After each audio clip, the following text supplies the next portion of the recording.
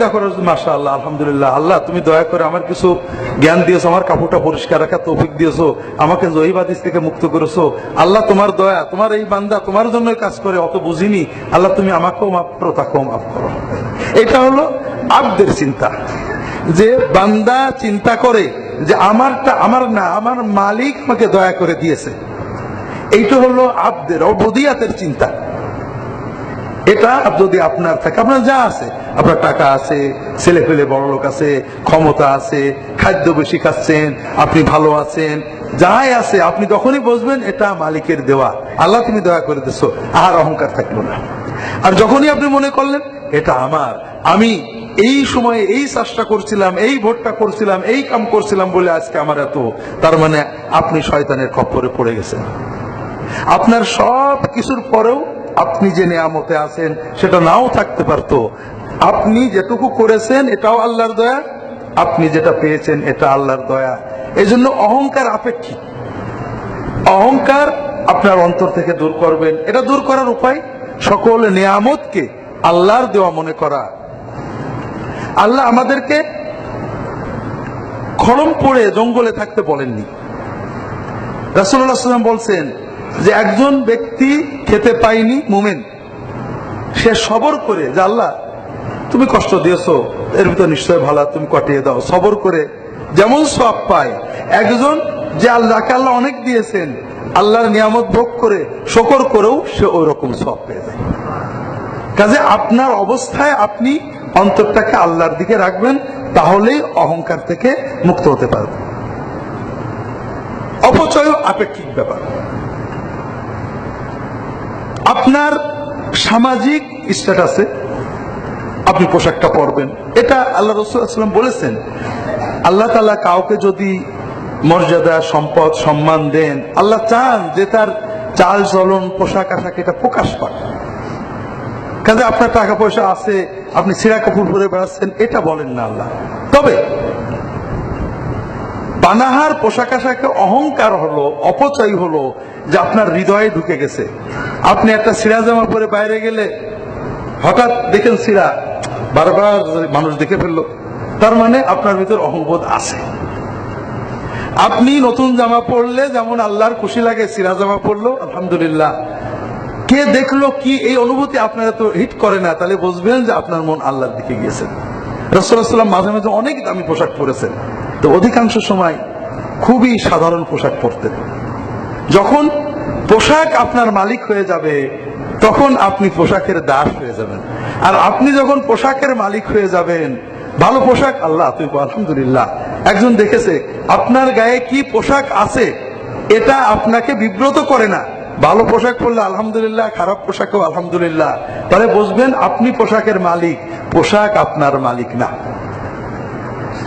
ভ্যানে চললো আপনার যেমন লাগে, গাড়িতে চললো আপনার তেমনই লাগে।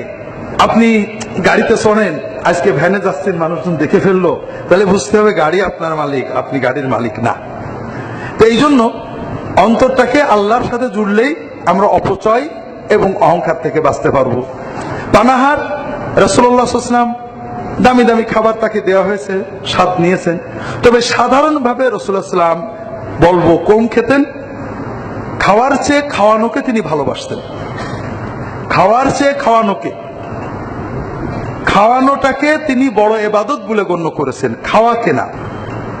খাওয়া খাবো, কিন্তু খাওয়াটা আমি না খেয়ে আরেকজনকে দিতে পেরেছি, এটা হলো বড় আনন্দ। আপনাদের অনেকবারই বলি যে দুর্ভাগ্য, এই আনন্দের অনুভূতিটা আমাদের থেকে চলে যাচ্ছে।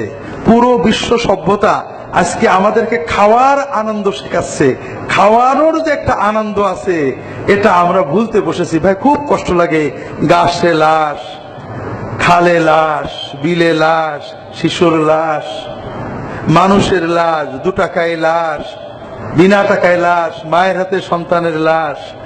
মানুষের মানবীয় মূল্যবোধ যেন কোথায় হারিয়ে গেছে। কেন? এটা এমনি হয়নি। এটা আমাদের এই যে বিনোদন মিডিয়া 24 ঘন্টা আমাদের যে জীবন শেখাচ্ছে, আমাদের সামাজিক রাজনৈতিক নেতৃবৃন্দ, এনজিও যে জীবন আমাদের শেখাচ্ছে, এই জীবন হলো ভোগের জীবন। এ শুধু ভোগ নিয়ে উৎকণ্ঠা, ত্যাগের জীবন আমরা ভুলে গেছি। এই উপলক্ষে হঠাৎই মনে পড়লো মনে অনেক কষ্ট থাকে, যেটা আমার পার্সোনাল, এটা তো আপনাদের না, মালিকের কাছে পারলে বললাম, মালিক বুঝবে। কিছু থাকে সামাজিক। আমাকে আমার এক ছোট ভাই গতকাল বলছে যে নিউ একাডেমি স্কুলে বিশাল মেলার আয়োজন হয়েছে, হাউজেও চলবে, শুটিংও চলবে, 10-12 লাখ টাকা নিউ একাডেমিকে দেওয়া হয়েছে। খুশির ব্যাপার, নিউ একাডেমি স্কুল এত লাখ টাকা পেয়েছে। তবে এই লাখ টাকাগুলো তারা পকেট থেকে দেয়নি, তারা 10-12 কোটি টাকা নিয়ে যাবে ঝিনাইদহ থেকে। সেই কোটি টাকা কোনো বৈধ ব্যবসার মাধ্যমে নয়, এই দেশের রিক্সাওয়ালা, শ্রমিক, মজুর, নিম্নবিত্ত মানুষদের পকেট থেকে জুয়া এবং হাউজির নামে। এই 1 মাস 2 মাসের জুয়ার মাধ্যমে, হাউজির মাধ্যমে গান বাজনা হয়, মানুষের তাৎক্ষণিক ভুলে যায়, মেলা হয়, মানুষ বেড়ায়, খুবই স্বাভাবিক ব্যাপার। কিন্তু 1 মাসের জুয়ার মাধ্যমে আপনি গুনে দেখেন, আপনারা তো সামাজিক কাজ করেন, এনজিও আছে আপনাদের, দেখবেন যে কারা এই জুয়ার মেলাগুলোতে বসে, জুয়ায় কে কত টাকা হেরেছে, তাদের দৈনন্দিন আয় কত, মেলার পরে কতগুলো পরিবার ভাঙবে, স্ত্রীর মাথা পাঠানো হবে, সন্তানের মাথা পাঠানো হবে, স্বামী স্ত্রী তালাক হয়ে যাবে, কতগুলো নতুন সিসকেসর এবং সন্ত্রাসী জন্ম নেবে, হিসেব করেন দেখবেন অনেক। আপনারা সম্পদশালী মানুষ, আপনারা, আমি জানি কোন সমাজের বড় লোক জুয়া খেলতে যায় না, হাউজির আসরে যেয়ে বসে না, কিন্তু কারা বসবে? এই যারা সারাদিন রিক্সা চালিয়ে, ভ্যান চালিয়ে, এনজিওর টাকা নিয়ে, কিছু টাকা নিয়ে ব্যবসা করতে গেছিল, ওরাই যাবে। এই সমাজে আমরা বুঝতে পারি না। আল্লাহ রসুল সাল্লাল্লাহু আলাইহি ওয়াসাল্লাম বলছেন, সহিহ বুখারী এবং অন্যান্য কিতাবের হাদিস, সমাজটা একটা নৌকার মতো, জাহাজের মতো। যারা এখানে অন্যায় কাজে বাধা দেয়, অন্যায় থেকে নিষেধ করে, সৎ কাজে আদেশ করে আর করে না, তাদের উদাহরণটা হলো, সমাজের কিছু লোক উপরে আছে, নৌকার উপরে, কিছু লোক ভিতরে, বক্সে, খোলের ভিতরে, কিছু লোক উপরে। যারা খোলের ভিতরে রয়েছে, তারা যখন পানির দরকার হয়, উপরে আসতে হয়, উপরে এসে বালতি দিয়ে পানি নিয়ে নিচেই যেতে হয়। উপরের মানুষদের একটু সরতে হয়, নড়তে হয়, বিরক্তি প্রকাশ করে। তখন নিচের মানুষরা বলল যে পানি তো আমাদেরই কাছে, আমাদের থেকে পানির দূরত্ব ½ ইঞ্চি, আর উপরওয়ালাদের সাথে কয়েক গজ, উপরে যাব, বালতি দিয়ে পানি নেব, এর চেয়ে আমরা একটা কাঠ সরালেই তো পানি পাবো। তারা কোড়াল দিয়ে একটা কাঠ কাটতে শুরু করলো। এখন উপর আলারা যদি মনে করে, আরে ওদের কাঠ ওরা কাটছে, আমাদের কি, বেঁচে গেলাম, আর বিরক্ত করবে না, পানিও আর নিতে আসবে না, গায়েও পানি পড়বে না, তাহলে পুরো জাহাজটাই ডুববে। শুধু যারা কাঠ খুলেছে তারাই ডুববে না, যারা কাঠ খুলেছে তারাও ডুববে, যারা উপরে আছে তারাও ডুববে।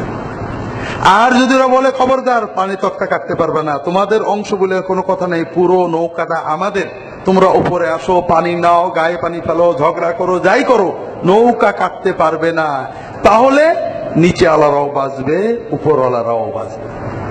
তো ভাইরা, আমরা জুমার মসজিদে উপরওয়ালারা কমই আসেন। যারা উপরওয়ালা আমাদের সমাজের, তাদের তো মসজিদে আসার এত দরকার হয় না। আপনারা এখানে যারা এসেছেন, কেউ হয়তো উপরওয়ালা আছেন, বাকিরা মধ্যমওয়ালা, নিজেরা সাধারণ মানুষ। হয়তোবা যারা একেবারে নিচেওয়ালা, তারা আমাদের ওয়াজ শুনছেন কিনা আল্লাহই জানেন। এই ধরনের মানুষই মেলায় যাবেন, এই ধরনের মানুষেরই পরিবার নষ্ট হবে, এই ধরনের মানুষেরাই প্রতিদিন 100, 200, 300, 400 টাকা হারবেন। এরপরে এনজিও থেকে 2000 টাকা ঋণ নেবেন, 2000 টাকা ঋণ নিয়ে 1500 টাকা হাতে পাবেন, 500 টাকা অলরেডি সুদে চলে যাবে। এরপরে ভাববেন যে কোনো ভাবে একটা হাউজি জিতলে সব শোধ করে দেব, কিন্তু হাউজি চলে যাবে, উনি জিততে পারবেন না। হাউজি যখন চলে যাবে, শুটিং যখন চলে যাবে, জোয়া যখন চলে যাবে, তখন ওনার মাথায় 3, 4, 5 হাজার টাকার ঋণ, বাড়িতে বউ খেপে আছে, ছেলে ফেলে খেপে আছে, নিজের ঋণ, মানুষ মনের ভিতরে প্রচন্ড ক্ষোভ, এই জুয়ালাদের প্রতি, কিছুই করতে পারলাম না, এই ক্ষোভ, রাগ, উগ্রতা। আবার মূল্যবোধ গুলোও নেই, টিভি মূল্যবোধ শেখাবে না। তখন কি হবে? সামান্য ক্ষোভে মা সন্তানকে হত্যা করে ফেলছে, সামান্য ক্ষোভে, সামান্য সামাজিক রাজনীতিতে ডজন ডজন শিশুগুলোকে হত্যা করে ফেলা হচ্ছে। এই অপরাধ বাড়তেই থাকবে, বাড়তেই থাকবে। আর যখন অপরাধ বাড়বে, আমরা কেউ নিরাপদ থাকবো না, না উপরওয়ালা না নিচেওয়ালা ভাইয়েরা। এই জন্য আমার অনুরোধ হলো, আমরা হয়তো কিছুই করতে পারবো না, কারণ যারা জুয়া খেলাবেন, তাদের কোটি কোটি টাকা আয় হবে। এই ঝিনাইদহের গরিব মানুষদের থেকে কয়েক কোটি বা অনেক কোটি টাকা তারা নিয়ে যাবেন। অনেক কোটি টাকা, 2-1 লাখ টাকা তাদের খরচ করার ব্যাপার না। কাজে তাদের টাকা আছে, টাকা দিয়ে প্রভাব নেবেন, টাকা দিয়ে সম্পদ নেবেন, টাকা দিয়ে শক্তি ক্রয় করে ফেলবেন। আমরা অন্তত আল্লাহ তাআলার কাছে দোয়া করতে পারি। আমরা অন্তত আল্লাহকে এটুকু বলতে পারি যে আল্লাহ, আমরা এটাকে অপছন্দ করেছি, এর জন্য যদি কোনো গজব আসে, আল্লাহ অন্তত সেই গজবে আমাদের পেল না। আর যদি কেউ উপরওয়ালার থাকেন, বোঝাতে হবে যে মেলা হবে, গান বাজনা হবে, অ্যাফোর্ডেবল, এটা ছেলে পেলে শুনে চলে যায়, কিন্তু জোয়া যেন না হয়, অশ্লীলতা মাদকতার জন্য প্রসার না হয়। তো এই যে যেটা বলছিলাম যে আমরা আমাদের দুনিয়ার লোভ, দুনিয়ার অর্জন ত্যাগ নয়, ভোগেই বড় হওয়ার। টাকা কত আমি পেলাম, এরপরে যে গেল গেল, আমি 2 লাখ পেয়েছি, আপনি 3 লাখ পেয়েছেন, আরেকজন 50,000 পেয়েছে, আরেকজন একটা টিকিট পেয়েছে।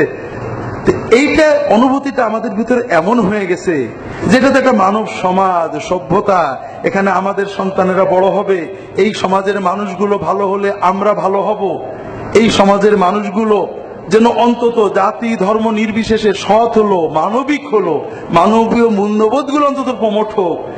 ত্যাগ খাওয়ার আনন্দ নয়, খাওয়ানো যে একটা আনন্দ, মানুষের কাজ, এটা মানুষ বুঝতে শিখুক। এটা আমরা প্রমোট করতে পারছি না। যাই হোক ভাইরা, যেটা বলতে চেয়েছিলাম, হালাল খাওয়া হারাম খাওয়া, এটা হলো ইসলামের খাওয়ার আদবের প্রথম যে দিকগুলো। অপচয় করো না, যত পারো খাও। অহংকার করো না, যা পারো খাও। হারাম খেও না, হালাল যা পারো খাও। হারাম 2 প্রকারের ভাইরা। একটা হারাম হলো আল্লাহ স্থায়ী হারাম করেছেন, যেমন শুয়োর হারাম, রক্ত হারাম, মৃত প্রাণী হারাম। এই জাতীয় হারাম খুবই কম, কোরআনে শুধু এই 3টে জিনিসই হারাম বলা হয়েছে। আর রাসূলুল্লাহ সাল্লাল্লাহু আলাইহি ওয়াসাল্লাম হিংস্র প্রাণীগুলোকে হারাম করেছেন, যারা মানে কামড়ে গলা ছিঁড়ে খায়, তাদের মানে গোশত মাংসাশী প্রাণী যেগুলো, আর পাখির ভিতরে মাংসাশী পাখি যেগুলো, এগুলোকে হারাম করেছেন রাসূলুল্লাহ সাল্লাল্লাহু আলাইহি ওয়াসাল্লাম। এছাড়া মূলত সবই মুবাহ। আর হারামের আরেকটা, এছাড়া কুকুর হারাম, রাসূলুল্লাহ সাল্লাল্লাহু আলাইহি ওয়াসাল্লাম হারাম করেছেন। আরেকটা হারাম হলো যেটা উপার্জনের কারণে হারাম হয়, অর্থাৎ জুলুম করে, অবৈধভাবে, ফাঁকি দিয়ে যে উপার্জন আমরা করি, এটা হলো আরেকটা হারাম। এখানেও আমরা খুবই খুবই অধার্মিকতা করি। শুয়োর খান, কোরআনে যত জায়গায় আল্লাহ শুয়োর হারাম করেছেন, প্রায় সব জায়গায় আল্লাহ বলেছেন শুয়োর, রক্ত, মরা প্রাণী খেও না, হারাম, তবে জীবন বাঁচাতে খেতে পারবে। আর যেটা উপার্জনের হারাম, সুদ উপার্জনের হারাম, জুলুম উপার্জনের হারাম, চাঁদাবাজি উপার্জনের হারাম, কারোর ইচ্ছার বাইরে তার থেকে টাকা নিয়ে নেওয়া, চাপ দিয়ে উপার্জনের হারাম। আল্লাহ কোরআনে কোথাও বলেননি যে জান বাঁচানোর জন্য সুদ খাওয়া যায় বা টাকা কেড়ে নিয়ে ডাকাতি করা যায়। তুমি জান বাঁচাতে শুয়োর খেতে পারো, জান বাঁচাতে মরা প্রাণী খেতে পারো, কিন্তু মানুষের উপরে জুলুম করে অবৈধ উপার্জন করতে পারো না। দুর্ভাগ্য ভাইরা, আমাদের সমাজে দেখেন আমাদের ধার্মিকতাটা কোথায়। একজন কেউ যদি শুয়োর খায়, আমরা 1 ঘর করে দেবো। একজন কেউ যদি মদ খায়, 1 ঘর করে দেব। একজন কেউ যদি কুত্তার গোশত খায়, 1 ঘর করে দেব। এমনকি কুচিয়ে ইত্যাদি গুলো, যেটাগুলো আরো অনেক পরের কথা, এগুলো তো হয়তো 1 ঘর করে দেব। কিন্তু একজন যৌতুক নেয়, একজন ওজনে কম দেয়, একজন সুদ খায়, একজন ঘুষ খায়, এই জন্য তাকে 1 ঘরে করা তো দূরের কথা, তার সাথে আত্মীয়তা করতে, তাকে আমার কুটুম বানাতে, আমার মাহফিলের প্রধান অতিথি বানাতেও আমরা কোন রকমের অন্তরের গভীরেও কোনো আপত্তি বোধ করি না। ভাইরা, আমাদের কাউকে দোষ দেওয়ার উদ্দেশ্য না, আমার ঈমান চেক করা। আপনি দেখেন আপনার অন্তরে ঘৃণা আছে কিনা। যদি এই হারাম খাওয়ার প্রতি কোনো ঘৃণা থাকে, তাহলে আপনি তো আটকে গেলেন যে এই মহা হারাম। শুয়োর খাওয়ার চেয়ে সুদ খাওয়া, ঘুষ খাওয়া, জুলুম করা, যৌতুক নেওয়া অনেক বেশি হারাম। কিন্তু আপনি কম হারামকে অনেক